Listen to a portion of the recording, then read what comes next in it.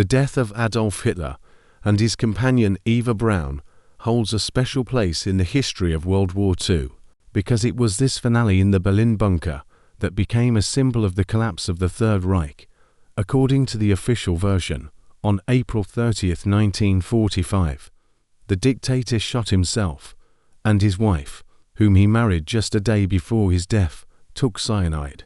Their bodies, found by their closest associates, were allegedly taken out to the courtyard of the Reich Chancellery, doused with gasoline and burned so that they would not fall into enemy hands. This is how this story entered textbooks, official chronicles and post-war reports of the Allies. But from the very beginning, doubts, contradictions and rumors began to arise around the finale of the Führer and his wife, which are still fueled to this day. The reason for these doubts was that the circumstances of the last hours in the bunker were known only from the words of a few eyewitnesses, and each version had discrepancies. The Soviet troops, who were the first to enter the ruined Berlin, did not immediately provide convincing evidence of Hitler's death. Moreover, Stalin deliberately supported rumors of his escape, claiming at the Potsdam Conference in 1945 that the Führer could have been hiding in Spain or Argentina. This marked the beginning of an entire era of conspiracy theories. There was no single line among the Allies either. In the first years after the war, British intelligence considered versions that Hitler could have fled Berlin by plane or even by submarine across the Baltic. The Americans, who received interrogations of the secretaries and officers of the bunker, doubted their credibility, since everyone sought to mitigate their own guilt and present themselves as mere witnesses to someone else's decisions. These discrepancies gave rise to the first wave of publications that considered alternative scenarios. The figure of Eva Braun is of particular interest. She remained in the shadows for a long time, and many after the war even doubted that she had died in the bunker at all. Rumors about her possible evacuation circulated in post-war Europe.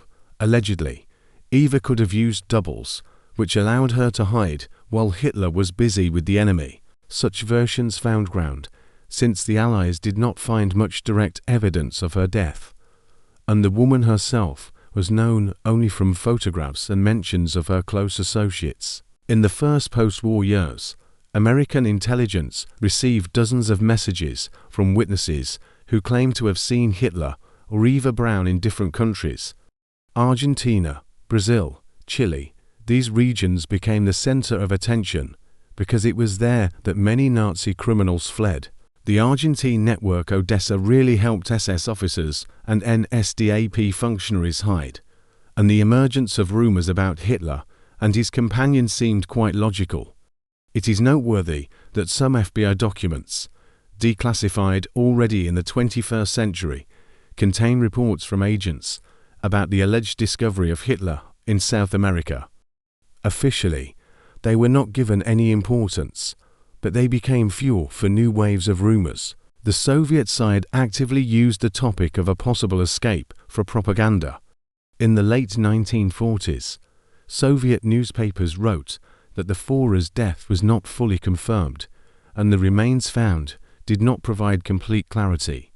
In 1968, Lev Bezemensky's book The Death of Hitler was published, which claimed that Soviet experts examined the dictator's jaws, comparing them with the data of Hitler's dentist. This argument became key in confirming the official version, but more than 2 decades passed before the information was published. Such a period of time strengthened the distrust of official reports. Thus, the very atmosphere of uncertainty, political games and deliberate concealment of information to the fact that the topic of the death of Hitler and Eva Braun became the basis for dozens of alternative theories. Some claimed that the couple committed suicide in Berlin, others that they were evacuated in advance, and that doubles played their role in the final production. On this foundation, a whole culture of investigations, pseudo-scientific publications and fictional versions grew up, which continue to excite the public imagination to this day. Soviet soldiers who entered the bunker found charred remains. However, Their authenticity was questionable from the very beginning. The first problem was poor combustion. In conditions of gasoline shortages and panic, the bodies could not be completely destroyed. In addition, eyewitness accounts differed. The guards claimed to have seen the bodies of Hitler and Eva being doused with petrol, but some only noticed the female body, while others claimed that the two bodies were too far apart to have been a couple who had died together in their last moments. When Soviet pathologists began their examination, they were faced with unexpected results. The NKVD documents indicated that the skull attributed to Hitler had traces of a gunshot wound, but in 2009, American scientists analyzed this fragment and established that the bone belonged to a woman aged 30 to 40, and not to the 56-year-old Hitler. This discovery caused a real storm and became an argument for supporters of the escape version. The story of the dentures was no less mysterious. Hitler's secretary, Christa Schroeder, and dental technician Kiefer Huysman showed the Soviets the Führer's dental records.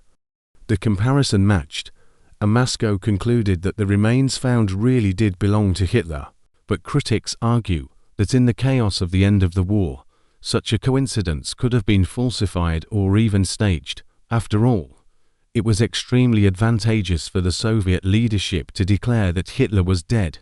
The figure of Eva Braun adds even more mysteries. Her supposed remains were found and reburied several times, and then the traces were finally lost. Either the body was cremated, or it was confused with other bunker victims. This confusion became fertile ground for myths. If Eva's body could never be clearly identified, could she have survived and fled with Hitler? The rumors were also fueled by numerous testimonies from people who claimed to have seen Eva in different countries after the war. In Argentina, for example, they talked about a woman suspiciously similar to the dictator's wife, who lived in isolation on a ranch owned by German emigrants. Other versions claimed that she had gone to Spain or Switzerland. There was no evidence to support these stories, but the very fact that they existed made the official version increasingly vulnerable. Even the Soviet archives kept a secret for a long time. Stalin personally doubted that Hitler had actually died in the bunker. At the Potsdam Conference in July 1945, he hinted to the Allies that the Führer could have been hiding in either Spain or Argentina. These words of the Soviet leader shocked Churchill and Truman, because they showed that even Moscow, which had found the bodies, was not completely sure of their authenticity. There is still no convincing evidence of the death of Hitler and Eva Braun in Berlin, and the more documents are declassified, the more pressing the question becomes: were they really buried under the ruins of the Reich, or did they manage to hide in the chaos of the last days of the war? After the official announcement of the suicide of Hitler and Eva Braun on April 30, 1945, the world received this news with relief and suspicion at the same time. Too many questions remained unanswered. The Soviet troops, who were the first to break into the Reich Chancellery bunker, stated that the bodies of Hitler and Eva had been partially burned and their remains had been found, but the details of these finds remained classified for a long time. Moreover, even when the evidence was later made public, it raised a lot of doubts. One of the most mysterious moments was that none of the Allies, except the Soviet side, ever saw the bodies of Hitler and Eva. The Americans and the British did not have access to the finds, which immediately gave rise to conspiracy theories about the possible escape of the Führer and his companion. Soviet propaganda used this silence to keep the West on edge. Stalin repeatedly hinted to Churchill and Truman that Hitler could have gone into hiding and his fate was not yet decided. The most important argument of the supporters of the escape version was the chaos of the last days of the Reich. Berlin was surrounded, but planes and columns were still leaving the city, in which, according to rumors, the Führer's confidants could have been taken out. There is information that an airplane landed at one of the airfields at the end of April, which later disappeared without a trace. The question is, could Hitler himself and Eva have been on board? Argentine archives and testimonies of Patagonian residents add fuel to the fire. In the 1950s, there were repeated reports of mysterious Europeans who arrived in South America and lived in complete isolation. Several witnesses claimed to have seen a man who looked remarkably like Hitler, accompanied by a woman with Eva Braun's features. Of course, official history dismisses these stories as speculation, but for some reason too many such testimonies appeared in the very places where Nazi colonies were later discovered. Secret FBI documents, declassified decades later, further fan the intrigue. They mention that US intelligence agencies received reports of Hitler's possible presence in South America until the late 1940s. Most of these reports had no direct evidence, but the very fact that they existed makes one wonder. If the Allies were absolutely certain of Hitler's death, why did they continue to investigate? Another mystery concerns Eva Braun. Her body, according to the Soviet military, was found next to Hitler's. However, almost nothing remained of him. It was claimed that teeth and part of a jaw were found, which were later used as evidence. But many historians point out that the identification was carried out under conditions far from modern standards and could contain errors. It turns out that the fate of Eva Braun is also not entirely clear. We should not forget about the rat trails, secret routes along which dozens of Nazi criminals actually escaped to Latin America. If Himmler, Mengele and Eichmann had such opportunities, then why can't we assume that Hitler and Eva used this route? Thus, the official version of suicide remains the most accepted, but alternative versions are fueled by many strange facts, contradictions, and the silence of the Soviet archives. And it is this silence that has become the main source for many theories that are still alive today. By the middle of the 20th century, the versions of the fate of Hitler and Eva Braun had become a real legend. On the one hand, there were official documents, testimonies and reports that indicated their death in the bunker. On the other hand, more and more dubious details appeared, which pushed one to think that the story of the Führer's death could have been carefully staged. One of the most important arguments of the supporters of the escape version was the lack of a single and absolutely reliable confirmation of death. The jaw found in the bunker and attributed to Hitler was presented only years later. Later, already in the 21st century, DNA analysis showed that one of the skull fragments, considered for many years to be proof of Hitler's death, belonged not to a man at all, but to a woman under 40 years old. This sensation gave rise to a new round of disputes and questions. If even such relics turned out to be dubious, then what else could have been hidden? Meanwhile, South America continued to be the center of rumors.